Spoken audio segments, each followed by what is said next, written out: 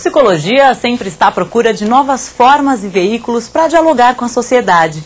E nessa tarefa, a arte sempre acaba assumindo um lugar importante.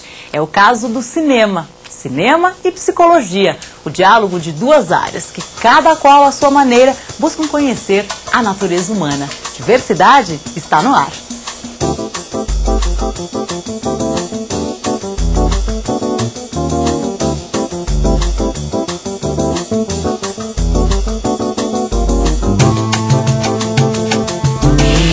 Acompanhe no Diversidade de hoje. Na Semana do Psicólogo, o CRP vai ao cinema e chama a sociedade para acompanhá-lo. O Dair Furtado dá suas dicas sobre cinema e psicologia. O psicólogo Alex Moreira Carvalho fala das possibilidades da linguagem cinematográfica. E o ator Sérgio Manberti fala sobre o quanto de psicologia há por trás da construção de personagens. Quem nunca saiu de uma sala de cinema com a sensação de que algo diferente havia acontecido? Aquela sensação de sair transformado por uma obra de arte. Responda rápido, que filme mudou a sua vida? Todos os filmes do Almodóvar mexem bastante. Escafandro e a Borboleta eu achei muito bonito. Fiquei com vontade de que outras pessoas assistissem. Para mim foi o Iron Weed, que é um filme do Hector Babenco, né, que mostra a vida de moradores de rua. Eu comecei a olhar o morador de rua sob uma outra ótica a partir desse filme. Filmes de honra, assim, me deixou uma boa mensagem de vida que é pra gente sempre ser persistente na vida, né? Mar Adentro, acho que esse é o filme. É um filme que eu chorei muito. Um Homem, uma Mulher, uma Noite. Tem um filme que me marcou muito, que foi um feito pelo Jack Nicholson, que está ligado com a profissão, que é o Estranho no Ninho. Cinema Paradiso. Por quê? Porque tem uma magia, recupera história, se passa num lugar maravilhoso, num momento lindo. É esse. Olá, amigos. Noel Rosa tem uma letra em que ele fala: o cinema falado é o grande culpado da transformação. Ele já estava, naquele momento, falando da importância do cinema nas nossas vidas. O Roland Barthes é um semiólogo francês e escreve um texto lindíssimo em que ele fala do significado de assistir a um filme. Estar sentado numa sala e de repente se dar conta do que é a magia do cinema. Olhar para o tubo de luz e ir acompanhando o tubo de luz até olhar o foco de projeção. E depois sair do cinema, tendo assistido ao filme. Ele diz assim: é impossível conversar sobre o filme naquele momento, opinar sobre o filme. Ele prefere andar um pouco pela cidade, caminhar um tempo, para depois conversar e discutir o filme. Talvez procurando um bom lugar para tomar um bom vinho. O cinema costuma falar sobre ele mesmo. O Truffaut tem um filme, Noite Americana. Aliás, Noite Americana é o termo utilizado para você fazer uma noite durante o dia. Tá? Você faz isso através de um truque cinematográfico. E isso dá conta de como trabalhar ali os bastidores de uma filmagem. Cinema Paradiso é outro que fala dessa magia do cinema. Como numa pequena vila italiana, a população vai para a praça para assistir ao filme. Como chega o cinema naquela cidade. O Woody Allen, Rosa Púrpura do Cairo, fala do sonhar acordado, de como o filme, como aquelas imagens me levam para um outro momento. E como numa situação que é uma situação crítica, o cinema me ajuda a quebrar este ritmo. Bem, isso é um bom assunto para a psicologia, um bom assunto para a psicanálise. Há um livro chamado Psicanálise e Cinema, e há um texto ali do Félix Guattari que merece ser conferido. E para uma aventura, que é uma aventura intelectual de maior peso, veja Gilles Deleuze, Imagem e Ação. Ele ali trabalha todo o significado do cinema, de um ponto de vista filosófico, que também vale a pena conferir. Uma perguntinha para você. Qual o filme que mudou a sua vida? O filme que mudou a minha vida. Eu acho que é o filme do Bergman, A Hora do Lobo. Este foi a primeira vez que eu me dei conta da importância do cinema.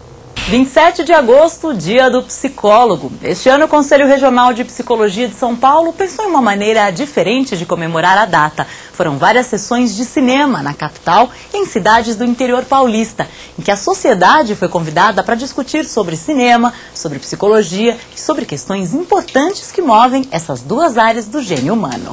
Nós optamos por desenvolver uma série de atividades em que a sociedade pudesse participar dos debates junto com os psicólogos. E a metodologia que nós adotamos para isso foi uma experiência que nós já desenvolvemos no Conselho desde 1999, que é o Videoclube, um projeto que a gente exibe filmes e convida psicólogos e não psicólogos para o debate. Nessas situações, sempre diversas reflexões que contribuem para mostrar qual a importância da psicologia e o que o psicólogo pode dizer sobre determinadas questões são apresentadas e são confrontadas com outras áreas. Então, sempre se estabelece um diálogo interdisciplinar, são convidadas pessoas que têm alguma ideologia, que participam de alguma forma dos temas que o filme trata, que debatem isso na sociedade. E nesse ano nós resolvemos que seria uma boa forma de comemorar o Dia do Psicólogo, reproduzindo isso no estado inteiro. Então, todas as subsedes do Conselho estarão desenvolvendo as mesmas atividades. É muito importante que a gente possa, pela via do cinema, se pensar e pensar a relação com o outro. Cada um dos filmes que a gente escolheu, passa uma mensagem, tem uma temática que tem relação com questões que a gente tem discutido dentro do Conselho de Psicologia. Esse ano a Semana do Psicólogo está sendo toda comemorada, o Dia do Psicólogo está sendo comemorado numa semana, com exibição de filmes, e a ideia dessa vez era não fazer exibição de filmes só no centro, na Paulista, naquele circuito, mas também em outros lugares mais distantes do centro. Então viemos para Interlagos fazer essa comemoração aqui hoje. Vamos passar O Bicho de Sete Cabeças e um curta-metragem produzido pelo Núcleo de Comunicação Alternativa, e depois a gente vai ter um debate com o William, que é um psiquiatra que trabalhou bastante tempo em Campinas, hoje está na Oficina de Ideias, debatendo um pouco o assunto da saúde mental e juventude. E eu acho que a oportunidade que o CRP construiu nessa aliança com o SEDECA, de proporcionar, através do cinema, convocar as pessoas para reflexão de como é que a vida é e como é que ela pode vir a ser, eu acho que é uma riqueza incontestável. 5 cores. As ruas músicos. Surgiu um trabalho na faculdade para se apresentar. Eu já tinha um trabalho já realizado com um grupo já, de trabalhar com audiovisual nas comunidades, nas quebradas, porque a gente é morador de periferia e tal, né? E eu pensei em fazer em vídeo. A proposta do vídeo, com embasamento teórico, vem em romper com certo pensamento freudiano, de uma mente que tem problemas por patologias e tal, né? O nosso caminho vai numa construção humana através de uma vivência social. Eu acho que é uma coisa a ser bastante divulgada e incentivada em prol do próprio recurso que isso traz para a comunidade e para a nação, né? E as possibilidades de contribuição ou de abordagem da psicologia não se restringem a um modelo. Ao contrário, a gente pode, em diversas situações e com diferentes práticas, tratar do subjetivo, do sofrimento e da possibilidade de superação e de novas formas de enfrentamento que as pessoas precisam frente aos problemas. O Sistema Conselhos de Psicologia, nesse ano, e está dedicando, a partir de hoje, discussões o mais amplamente possível no campo da educação. O que o psicólogo pode fazer e pode contribuir com esse campo, quais são as nossas ações nessas áreas, como é que nós podemos estar levando os conhecimentos da psicologia e a prática psicológica para o campo da educação. Com essa semana, ficou mais do que provado o potencial do cinema para suscitar discussões e fortalecer ideias. Mas o que o psicólogo Alex Moreira Carvalho propõe vai um pouco adiante. Alex acha que a leitura que os psicólogos fazem dos filmes podem ser ainda mais elaboradas se eles passarem a conhecer alguns dos vários recursos da linguagem cinematográfica. Alex atualmente é professor assistente da Universidade Presbiteriana Mackenzie, onde coordena o Núcleo de Estudos e Pesquisas Psicossociais do Cotidiano, que trata de arte, subjetividade e cultura. Me parece que falar de cinema e psicologia é falar de linguagem, uma linguagem especial que é a linguagem do cinema, e a primeira ideia que me vem é de que esta linguagem existe em si e por si só. Ou seja, a gente assiste um filme e tudo que a gente precisa para entendê-lo está nele mesmo, na maneira pela qual ele foi construído. Curiosamente, isso me levou a pensar em seguida, muitos anos mais tarde, em seguida, no que teria tudo isso a ver com psicologia, já eu na condição de psicólogo.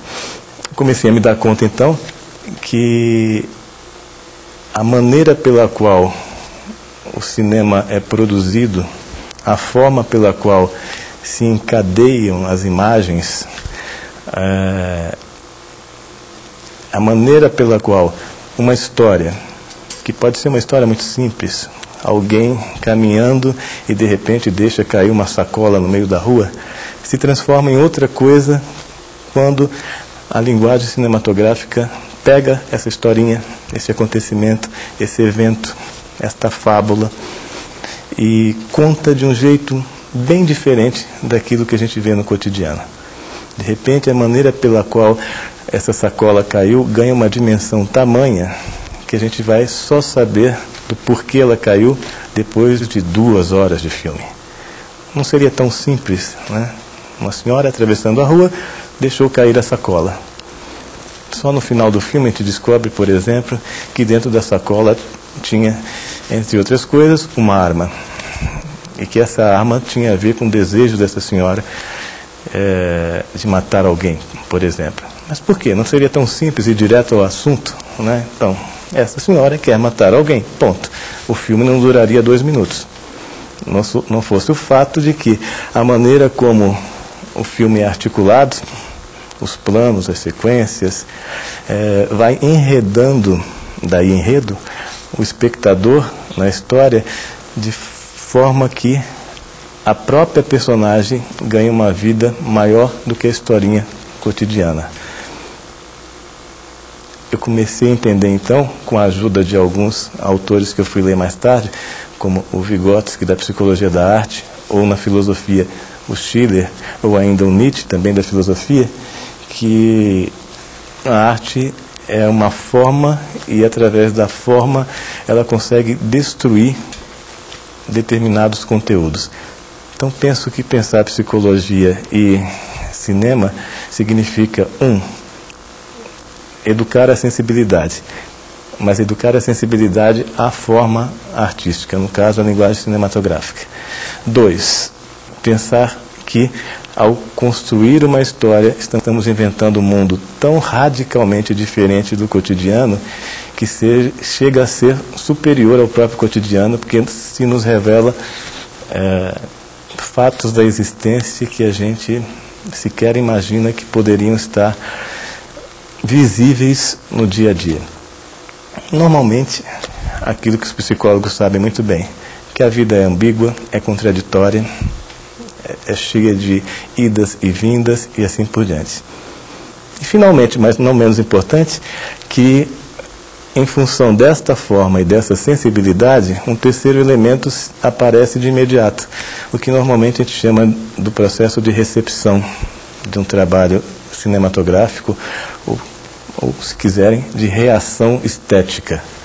como é que a gente reage a esta forma?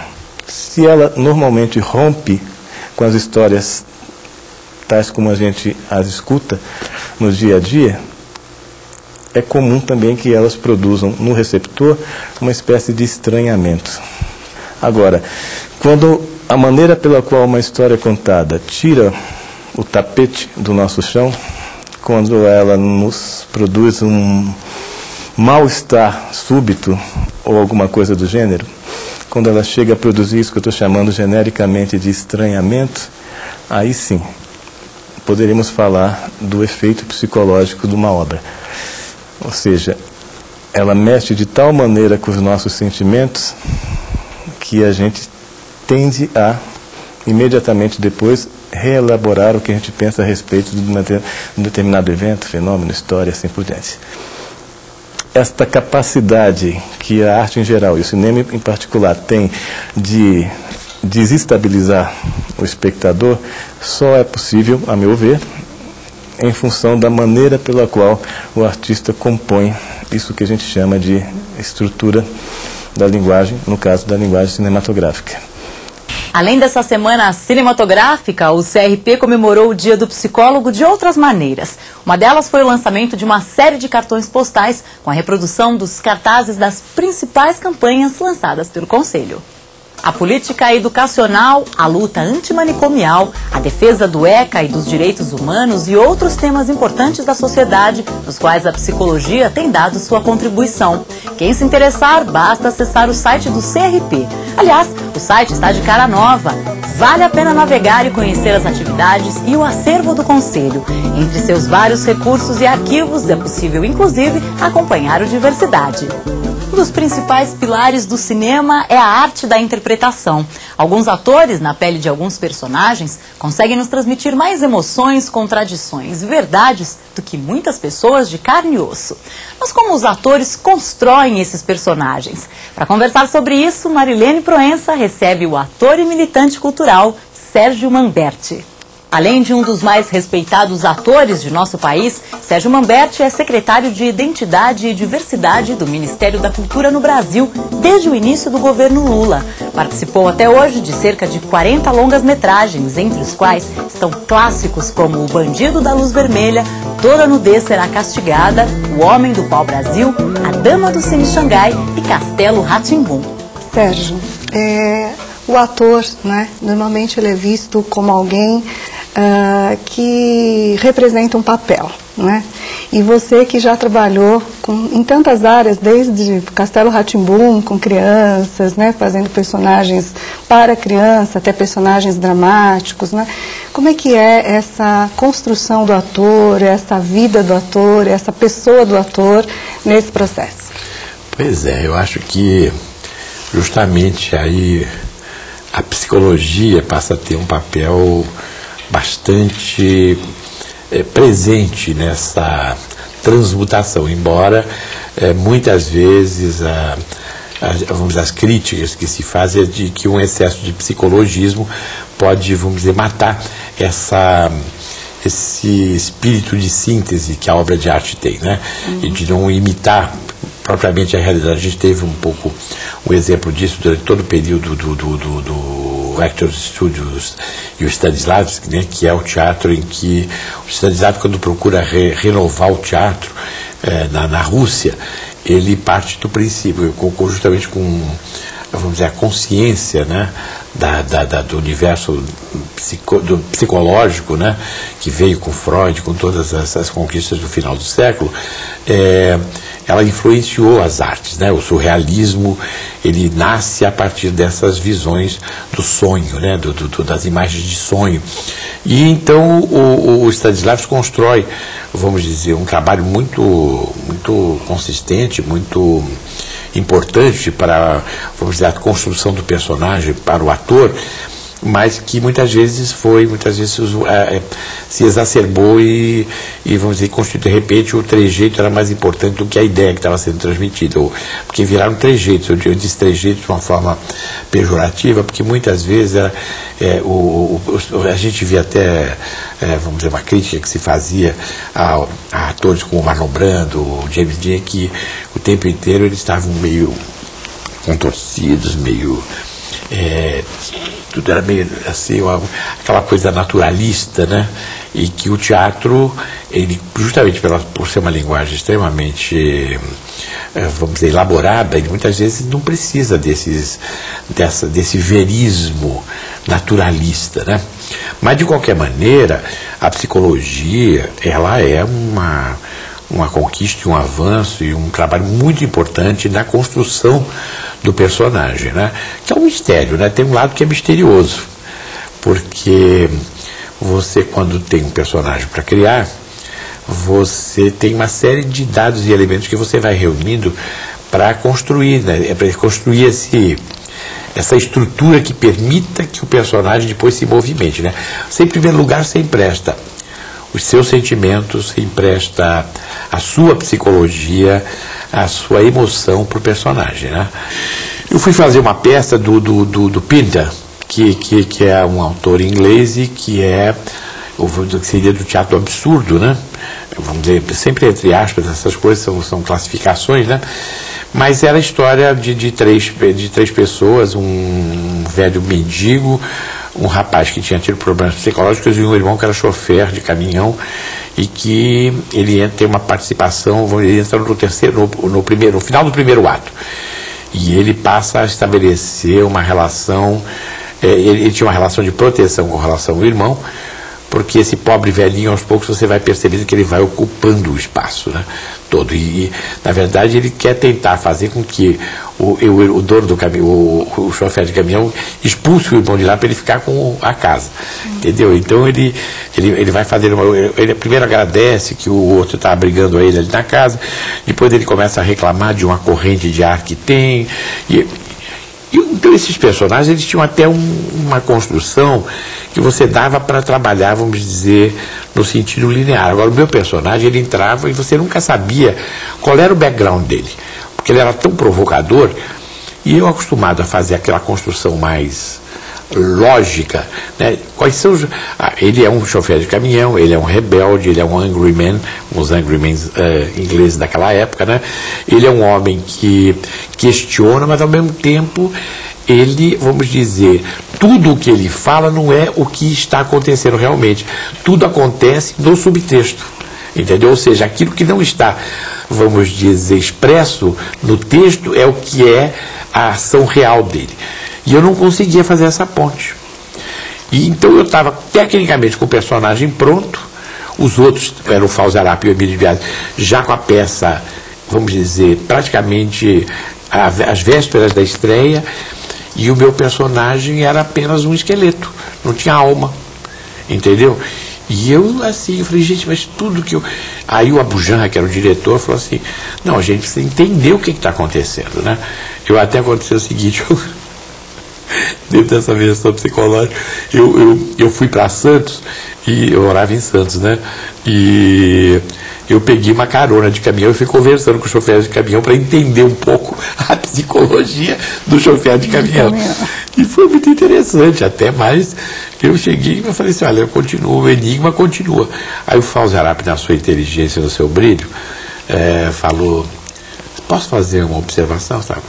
Sérgio, olha, quando o espectador pegar o texto do programa e olhar assim, ó, Sérgio Mamberti faz o Mickey, de cara, você já é o Mickey. Então, você não precisa fazer um esforço para fazer o Mickey, porque a plateia já te aceitou como Mickey. Entendeu? Ela já sabe que é você que vai fazer o Mickey. Então você tem que partir daí. Eu falei, ai, Fausto, pelo amor de Deus, isso é tão elementar, né? Ele falou assim, mas é justamente por ser elementar e óbvio, é o que está faltando para você. Mas o que você está sugerindo? Que você construa o Mickey a partir de você. Você está fazendo o Mickey com uma imagem de fora de você, você jamais vai entender o Mickey. Você tem que emprestar a sua experiência, a sua psicologia para o Mickey e entender como é que o Mickey se comportaria nessa situação. Então, a ideia era limpar tudo que tinha sido feito antes em termos de interpretação e os outros já caminhando na interpretação e você fazer isso de novo como se você estivesse lendo o texto pela primeira vez. Entendeu? E aí foi acontecendo isso. O começo ficou branco, né? ficou aquela coisa, os atores me olhavam como que diziam assim, meu Deus, o que é isso? Porque eles já estavam no processo adiantado de construção do personagem. De repente, num determinado momento, eu entendi o personagem e trouxe ele para mim. A partir daquele momento, o personagem ganhou vida, é como se, como disse, baixou o personagem, como a gente fala em teatro, né? E aí, a partir disso, eu construí, e foi, era o terceiro ano de carreira, o personagem que eu ganhei todos os prêmios, o personagem que me fez entender o que era o trabalho de interpretação. Isso graças ao Abu Janra, aos meus colegas, e particularmente ao Falzarap, né? Com a sua objetividade, é um grandíssimo ator, é um grande diretor, um grande autor, né? Então isso me ajudou muito a entender o processo de criação. Então o processo de criação ele passa por vários momentos, onde os aspectos psicológicos passam a ser importantes, e aí eu quero me reportar a todo o trabalho que nós fizemos de questionamento no final da década de 60 com relação ao teatro, a ponto de dizer o teatro está morto, viva o teatro, entendeu? Que foram todas as pesquisas que nós fizemos a partir dos laboratórios. Os da oficina foram cérebros e tudo, mas os laboratórios que se estabeleceram no sentido de você, vamos dizer, se livrar de uma certa maneira dessa construção, muitas vezes apenas intelectual, para fazer com que a sua experiência passe a valer também de forma decisiva na elaboração e na construção do personagem, né? A íntegra dessa entrevista você pode acompanhar pelo site do CRP. Nosso programa não podia terminar sem antes desejar a todos os psicólogos do país os nossos parabéns. Diversidade tem o orgulho de tratar de uma das áreas de conhecimento mais comprometidas na construção de uma sociedade mais justa. Nos vemos em nossa próxima edição. Tchau, até lá!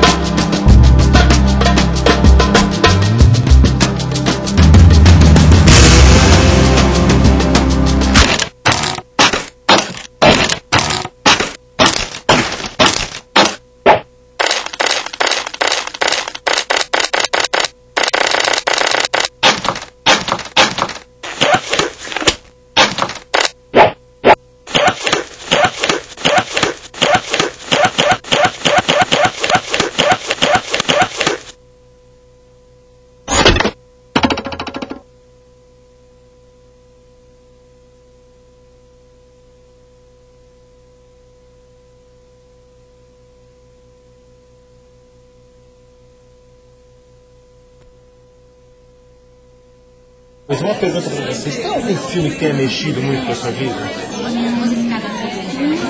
Filme? Tem, mas agora sim não. E você? Homens de Honra. Homens de Honra, assim, me deixou uma boa mensagem de vida que é pra gente sempre ser persistente na vida, né? Sem nada... Não deixar nada bater. É isso que é uma boa mensagem que me deixou. Não que mudou minha vida, mas é uma ótima mensagem pra vida. Legal. Tá bom? Obrigada.